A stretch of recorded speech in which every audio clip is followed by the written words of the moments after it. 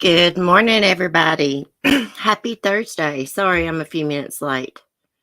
I had to run in there and get me some coffee. Let me get my live chat pulled up. I can't hardly see this laptop screen. It's so light. Hold on. I'm gonna have to adjust that. Let me find my chat. Melanie, good morning. Donald, good morning.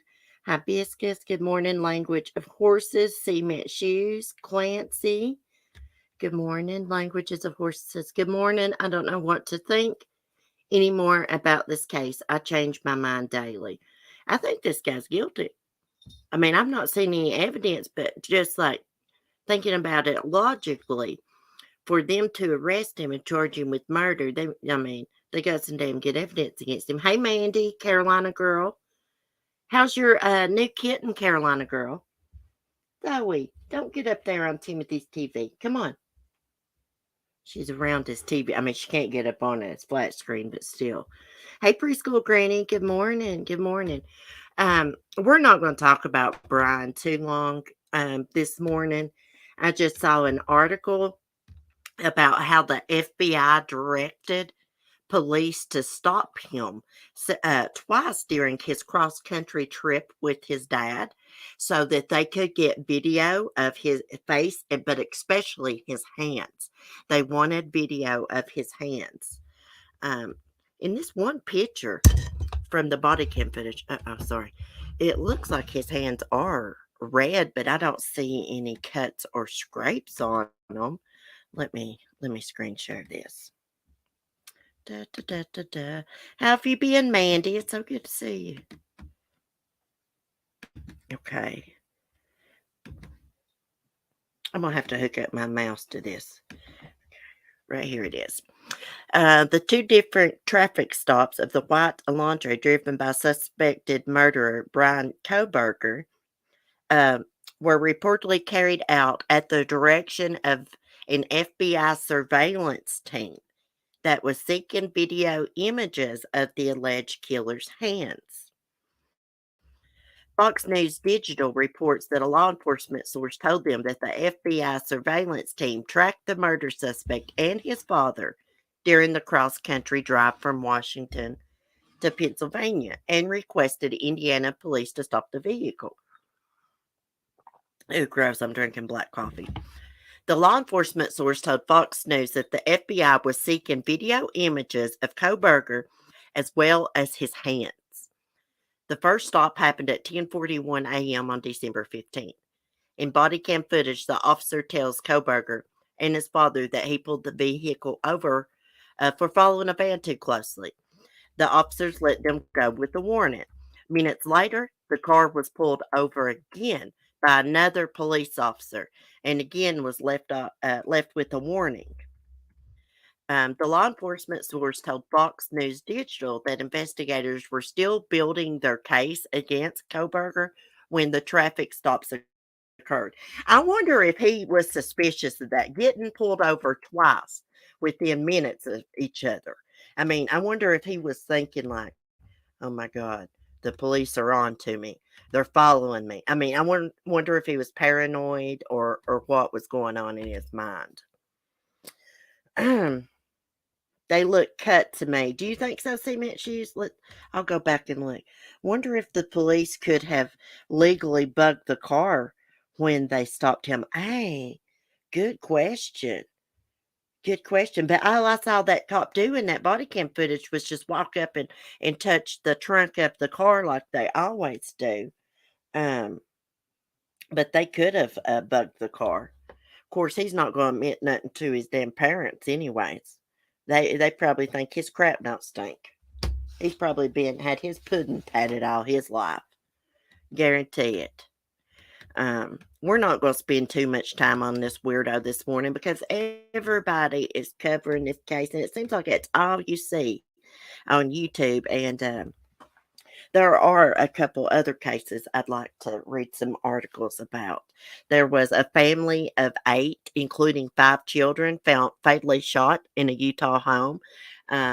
There is a little missing girl that's not been seen in like 42 days. My phone cut on. It's not been seen in 42 days. Allegedly, last time anybody seen her, she got off the school bus. It was like 4:51 p.m. or something like that. I'm gonna go back and look at this picture. They probably swabbed his ID for DNA. Yeah. Well, they matched his DNA through genealogy. You just can't get away with murder. You always leave something behind. Hey, Wolf Powers, long time no see. How have you been? I heard Mark crank his trunk. Truck. He's got a package he's going to go pick up. I got him his Guns N' Roses, like jewelry box thing for guys for Christmas, and he ordered some of the memorabilia to put in it, so he's going to go pick that up. Okay, let's look at his hands here. See, they look all red. There's something right there, but that could just be an imprint, like his wrist bone. They do look red, don't they? Really red to me. I bet he wore gloves to the crime scene. Seems like didn't we read yesterday something about he tried to cover his tracks? They were saying he was wearing gloves inside of the stores when they were surveilling him. Hanging in there, thanks. Hello. Oh, well, that's good. I hope you had a good Christmas. Cement shoes. I hadn't heard about the family of 8. Yeah, there was a family of 8. Everybody's covering this, so let's just move on, guys. I just want to share that with y'all. There was a family of 8 found murdered, 5 children. There was also a 7-year-old girl shot by a stray bullet during a dispute over a stupid parking spot. Let me see. There is a 9-year-old boy on New Year's Day, gun not found. Let's see what else is going on. I wish I'd have hooked up my mouse. Oh yeah, by the way, the weirdo is back in Idaho already. Yeah, he took a plane to freaking Idaho. Here's something else about him. Accused Idaho College killer's defense team hires veteran crime scene reconstruction expert spotted inside the home. Now, if y'all remember yesterday, we read that his defense team had hired investigators and they had already went to the home in Moscow, Idaho. Well, now it's saying that they hired a veteran crap crime scene reconstruction expert. Let me share this. Let's read this before we read some more true crime. Get it shared. And Mike, is that you? Good morning. Am I late? Yeah, but you're not too late. We just were talking about the FBI directed the police to pull Brian Koberger over twice during his cross country trip with his dad because they wanted video footage of his hands, his face, but especially his hands. Let me share this with y'all. We'll read this, and then I want to read about that little girl that disappeared when she got off the bus. Get the stinking ad down. See, when I'm reading like on Crime Online, it's hard for me to see this screen. I know I need my glasses, but I can't find them. Okay, so accused killer Brian Koberger's defense team hired a veteran Washington State crime scene reconstruction expert who was spotted at the crime scene this week, New York Post reports. Okay.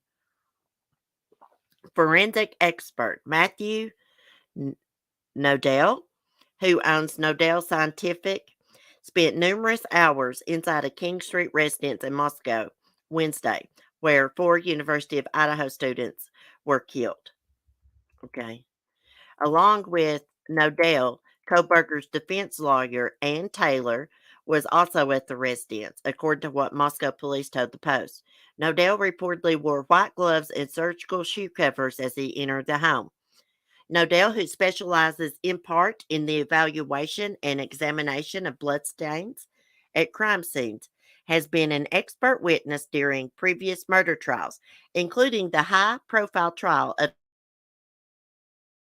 convicted mass murderer Christopher Vaughn, who killed his wife and 3 children in 2007. And police arrested Koberger on December 10th at his parents' house in Albrightsville, Pennsylvania, more than 2,000 miles from the murder scene. I just wonder what was his motive. Now, we read yesterday he'd been stalking them for weeks, creeping outside their house and stuff. I mean, but what was his motive? Was he obsessed with one of the girls? Koberger's in first year PhD student at Washington State University in Pullman, Washington, a short drive across the state border from Moscow. He was reportedly studying criminal justice and criminology at Washington State University. Investigators said the killer used a sharp edged weapon to stab the sleeping victims, and a coroner said at least one of the victims had defensive wounds. It reminds me of BTK killer Dennis Rader, Crime Online's Nancy Grace told Fox News Digital this week.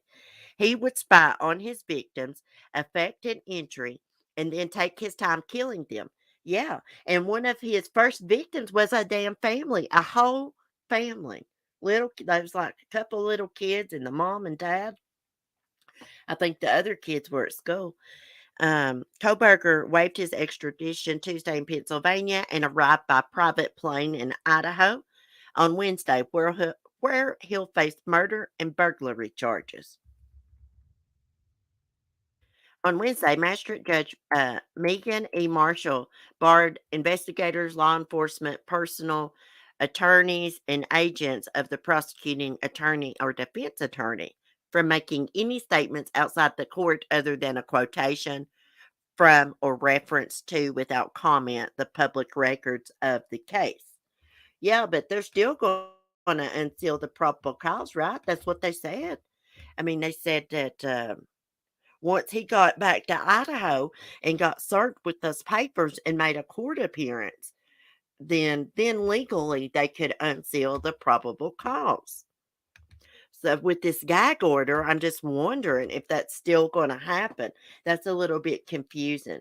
Motive is urge to kill. I think he was studying criminology to help understand his own fascination. Hey, some people's just born evil, Carolina girl. He probably growed up in a nice home, supportive parents and stuff, but he was just born a freaking weirdo. Some people's born evil, like Ted Bundy. And now I don't think Ted Bundy started killing women because he grew up thinking his mom was really his how do I say that? He grew up thinking that his mom was his sister. I don't think that's what pushed him to kill women. I think he was just a wackadoodle, and something about that first girlfriend that he had after she dumped him. You know, she was a high class woman from a rich family. I think that done something to him, but his brain was done warped. Brian's first court appearance is today at 12:30 p.m. Eastern time. Thank you, Gayla. Did you have a good Christmas, hon? I mean, I just want to know why he wanted to go in there and kill those people. Was this just people that he picked out to go murder because he wanted to know what it was like to murder somebody? Or did he have some kind of fascination with one of them, obsession? Like, I got a lot of questions that I need answers to. And by the way, guys, I was looking this morning. You know, yesterday I was joking around and I was like, we're in the court of CC. But anyways, I was looking on Amazon this morning, and you can really buy a gavel. I'm going to buy us a gavel, and I'm going to pound on it when we're mad at these weirdos. We're going to pound on it. I'm serious. They're not that much, and they got some good reviews on there.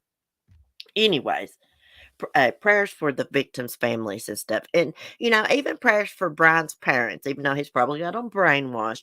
Prayers for them because, hey, it's not their fault their son's a freaking weirdo. As far as we know, it's not their fault. Um, but like I said, even if they did abuse him or something, which they probably didn't, it's no excuse to go murder people. A lot of us has been abused. We don't go around murdering people. I think it's just like Jeffrey Dahmer. He had some kind of fascination from a young age. That's what I think. Okay, let me go look at the chat for a minute. Catch it all the way up. Okay. Mike, fast. Yeah, we're getting us a damn gavel because we are in the court of CC.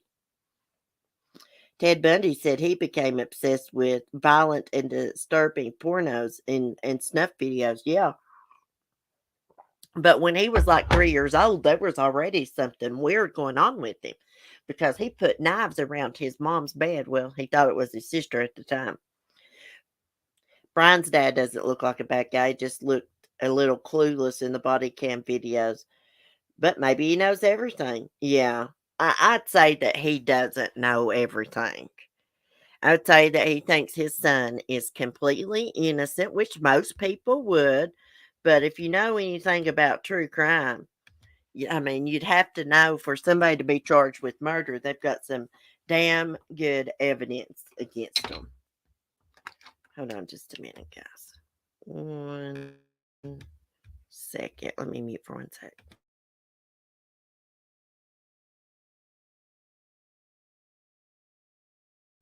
Okay. They're probably not bad people with powers. Their son's just a freaking weirdo. That's probably what's going on. Now, I want to read about this little 9-year-old boy that shot himself. Hey, if you're going to have guns in the house, you need to be a responsible gun owner. If you can't afford something to lock the guns up in, then you don't need one. And that's just the way I feel about it. I do not like guns, but for a good reason. They always say guns don't kill people. People kill people. But still, guns are very, very dangerous, especially if there's little children around. Now, this is very strange. Bless his little heart. Look how cute. So he shot himself on New Year's Day, but the gun wasn't found. Huh. 9-year-old boy pointed a loaded gun at his own head and shot himself in a crowded Chicago home on New Year's Day, according to a police report about the incident. The Cook County Medical Examiner's Office said Jarvis Watts died from multiple gunshot wounds and ruled his death a homicide. But police labeled the shooting a death investigation rather than a homicide investigation, WFLD reports. Despite the obvious gunshot wounds, police did not recover a firearm from the residence, and at least one person on the scene told investigators they were unaware there was a gun there. Officers did find a spent .45 caliber shell casing and an unused .40 caliber shell casing, police reports said, and a 27-year-old man left the house before police arrived. Hmm. One witness, another child, told investigators that Watts was playing with the gun in an upstairs bedroom before the shooting on Sunday night. Somebody just opened up that door. Hold on just a minute. That is so weird. Cleo has learned how to open the bedroom door. Hold on a second. Cleo, I want the door shut, ma'am. Y'all know she pushed off my ceramic unicorn and broke it. And I had to glue it back. Okay. Okay, the Chicago Tribune reported that Jarvis' 5 other children were in the home at the time of the shooting. 2 police reports on the incident have slightly different versions of events, with one saying Watt's mother told the children to go change their clothes. She waited in the kitchen, heard loud screams, and saw her son come down the stairs calling for her before collapsing on the living room floor. The other report has another woman in the home hearing a loud pop. She found the boy on the floor with wounds to his face, neck, and hand and called 911. He was taken to Comer Children's Hospital where he was pronounced dead shortly before 8 p.m. Says there's a reward offered in 9-year-old Chicago boy's shooting death. Let's listen to this. This is so suspicious. He was shot like 3 times. I doubt he did that to himself. I mean, there's something weird about this. I mean, the gun's missing. With Flex, Fox Local Extension. I'm on mute. To the zip. Across Flex and 150 plus premium partners. We connect the dots, plus serve up unique customer insights to help.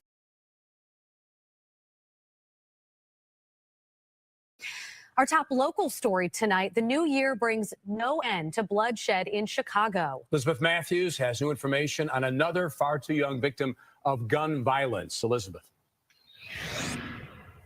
That's right. A 9-year-old's death has now been ruled a homicide. Chicago police officers found him last night with multiple gunshot wounds. Still no one is in custody. You're not safe anywhere. I mean, you're not safe on the streets and you're not safe in your own home. What does that tell you? There's too many illegal guns out there. 2023 starting off with a violent holiday weekend. 28 people were shot, 7 of them fatally, including 9-year-old Jarvis Watts. It seems to be no end in sight. Police responded to a Washington Heights home at 94th and South and found the young boy with multiple gunshot wounds. Several adults and other children were also at the family home. When our young children get killed, that's the breaking point. We ended 2022 with the same results. Over 4,000 shootings and over 700 homicides. Rabbi Michael Ben Youssef says he will pay for the child's funeral costs, and several community activists are offering reward money for information that leads to an arrest. We know in every community who committed the crime, and it's time for good people, good citizens to stand up and come forward. The child was rushed to the hospital where he died. It's still unclear how many times he was shot, but his death now ruled a homicide. Police are questioning the adults inside the home at the time, and the weapon has not been found.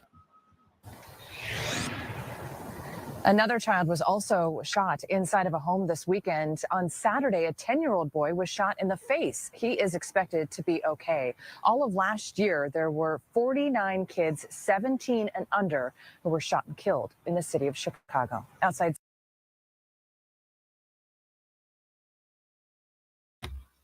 49 kids under the age of 17 shot in Chicago last year. Hey, they need to move the hell out of Chicago.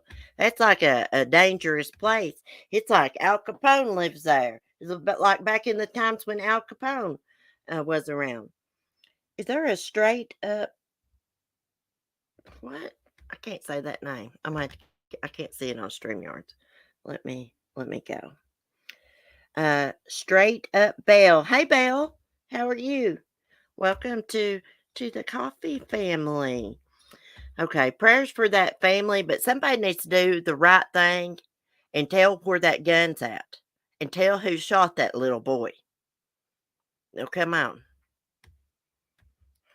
I just don't know why people want to carry guns around with them everywhere they go. Like a lot of these young kids, I call them young kids, in their 20s and stuff. They like to carry guns around. And hell, they don't even know gun safety. If they would do background checks and more regulations, it would help. Hey, RNA, good morning. I'll give you a late slip. I like our late slips we got. Yeah, but you know what? Even if they outlawed guns and nobody could own a gun, it'd be illegal. They would find a way to get a gun. You can make a homemade gun. I've seen that on Forensic Files. Fat Baby Toodles, you're behind too? Now, girls, y'all's gonna have to do better than this. I'm just kidding. You know, I like to joke around. Okay, I have to joke around while we're doing true crime, or it would just make me go insane. All this horrible things that happen. Let's see. Accused Idaho college killer Brian freaking ad. Koberger's sister stared starred in movie about students being stabbed to death. What? They just put this article out. Let's read it, guys. Let me get it screen shared. So his sister starred in a film about people being stabbed to death. Let's see. And get the damn ads down. I keep my YouTube background dark day and night. It's always dark because I can't stand this light background. It messes with my eyes. Okay. The sister of suspected killer Brian Kohberger starred in a 2011 horror flick that had striking similarities to the quadruple University of Idaho murders her brother is accused of carrying out. Oh, wow. New York Post reports that Amanda Kohberger starred as Lori in film 2 Days Back, which follows a group of students hiking in the woods when they run into a stranger who initially befriends them before starting a killing spree. You're effing kidding me. Her brother is that guy? GD, man. Holy cow. 2 Days Back director Kevin Boone told the Post Wednesday. Many of the students end up being stabbed dead by the killer, similar to the Idaho Slayings. Amanda's character makes it out alive in the film. We'll take a look at the trailer. 28-year-old Brian Kohberger initially killed Ethan, 20, Madison, Zana, Kaylee on November 13th. The victims were all stabbed to death inside the off-campus Riddle home near the school. Damn, my shoulder's hurting. Investigators said the killer used a sharp-edged weapon to stab the sleeping victims, although a coroner said at least one of the victims had defensive wounds. I remember her well. I directed the movie, wrote the movie. I cast her, Boone said. She's a lovely woman who was very nice. I liked her a lot. Meanwhile, Brian waived his extradition Tuesday in Pennsylvania and arrived by private plane in Idaho on Wednesday, where he'll face murder and burglary charges. Oh, he got a comfy plane ride back to Idaho. Hey, they should have put him back in a damn paddy wagon, made him ride all the way back to Idaho like that. No stops. A court hearing is scheduled today at noon for Kohberger. Okay, we're gonna watch the trailer.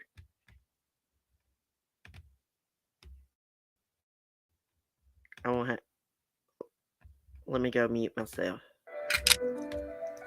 So when I was a little girl, I got lost in the woods. It took them 2 days to find me. Since then, I've avoided the woods. Until now.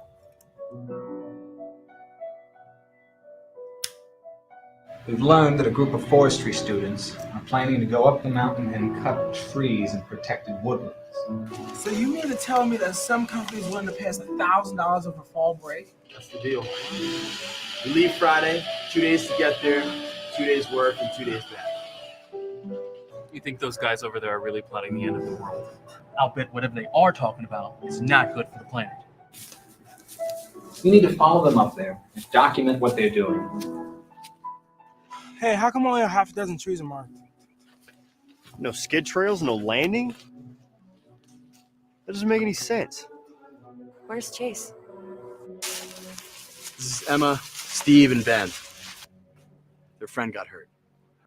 I think it would be safer if we were to stay here with people who know what they're doing. What is it? Cabin down there? Maybe they have a phone. No one has a phone out here, you jackass. It's just a hunter's cabin. Season hasn't even started yet. There won't be anybody there.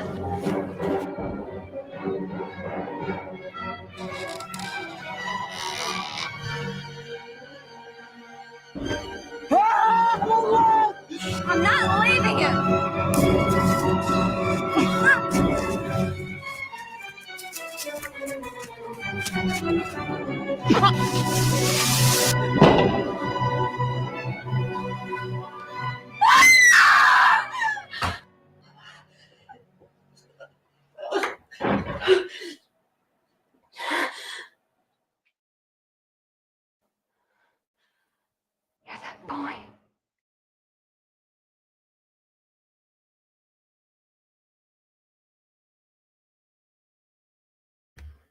Okay, it don't look like too bad of a movie.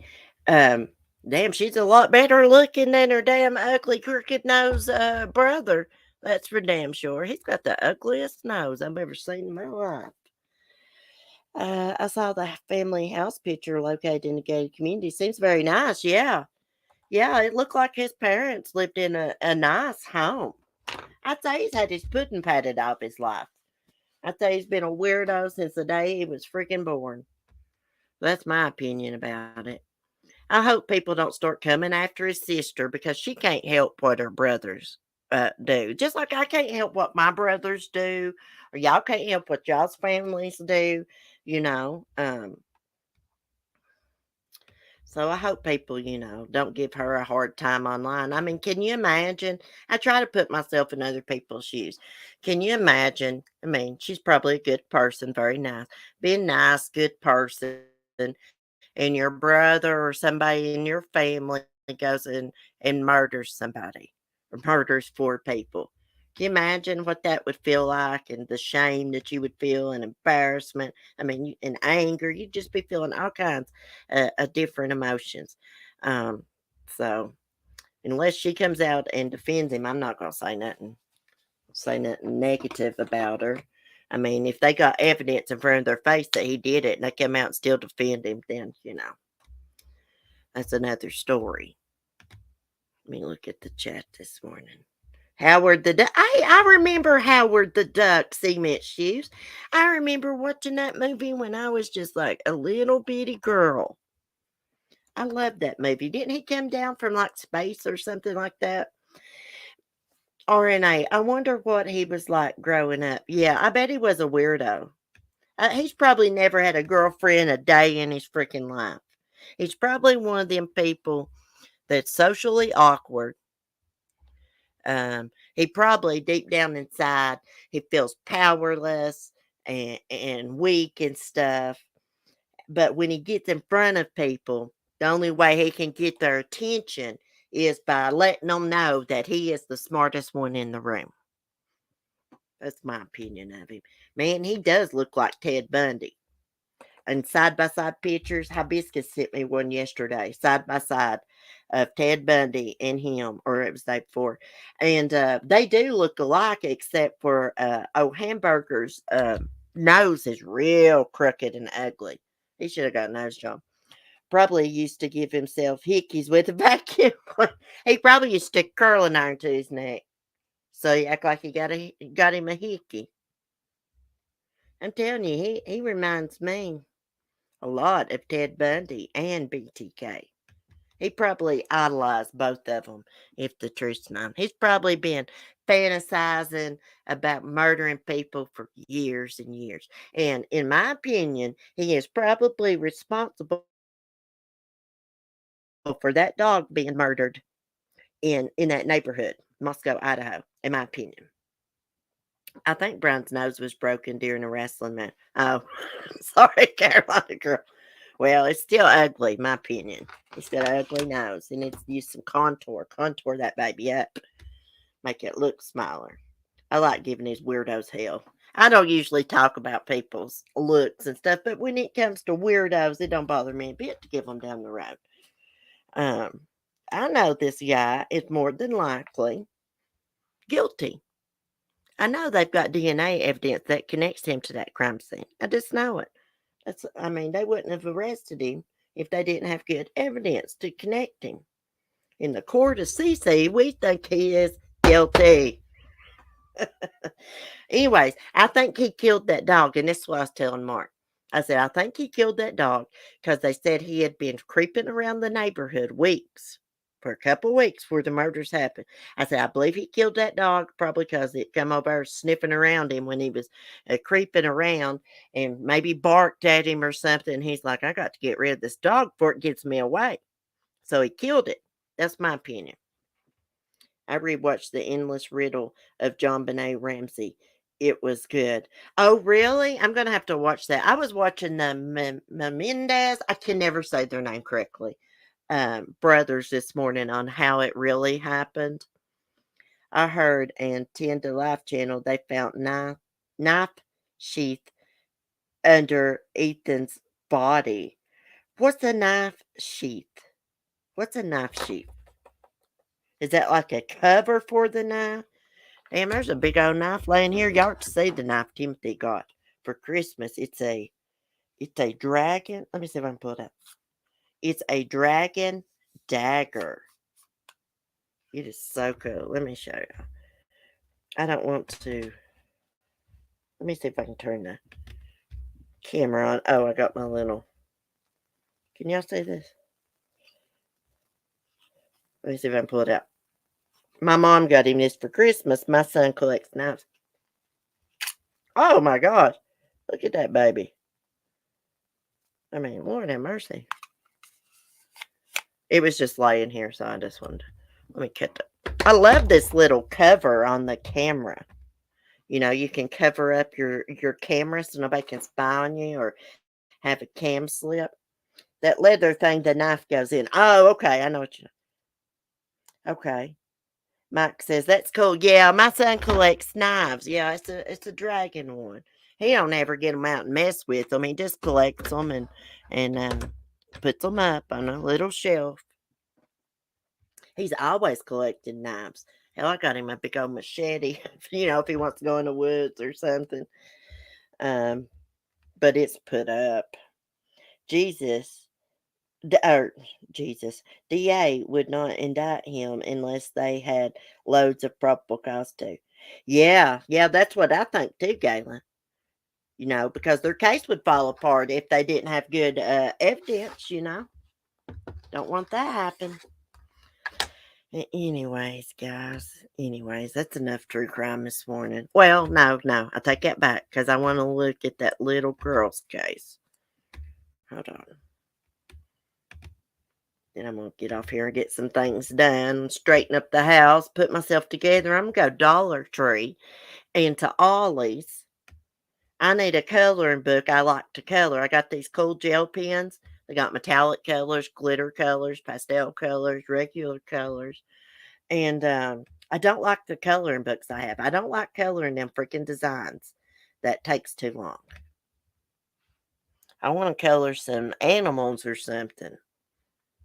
The Lisa Frank has a coloring book. It's got like the little Lisa Frank animals, but it's cannabis style on Amazon.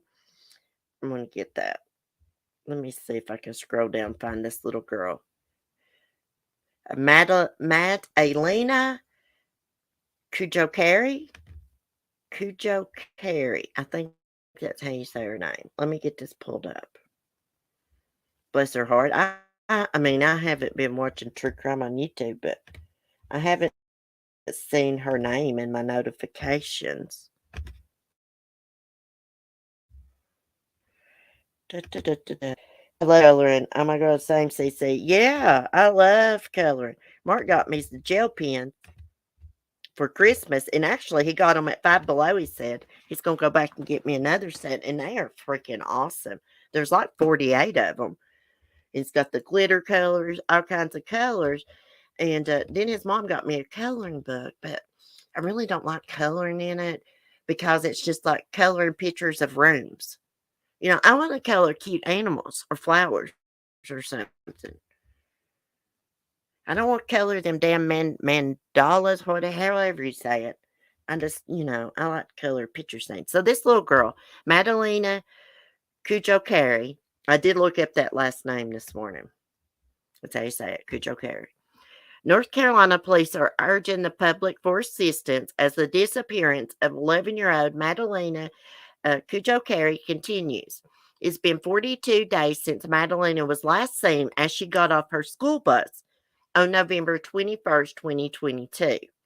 The Cornelius Police Department posted on Facebook. I guess that's how you say that. We need your assistance in finding her. If you have firsthand information that could help detectives, please contact the Cornelius Police Department at 704-892-1363 or 1-800-CALL-FBI. Hashtag find Madalena. Madalena. Is it Madalena? Okay. She was reported missing on December 15th, although her mother, 35-year-old Diana Cujo Carey says she hasn't seen her since November 23rd. The FBI and several other agencies, including the State Bureau of Investigations, have joined the search efforts and investigation. Well, that's highly suspicious. Her mother's not seen her since November 23rd, and she didn't report her missing until December 15th. She should be arrested for that right there alone. Okay, according to an arrest affidavit, Cujo Carey told detectives that she didn't immediately report her missing because she was concerned that her husband, Christopher Palmitter, 60, would put her family in danger and that might start a conflict with him. God almighty. What an excuse. Cujo Carey also told investigators that some of Madalena's clothes were missing, but that she couldn't think of anywhere her daughter may have gone.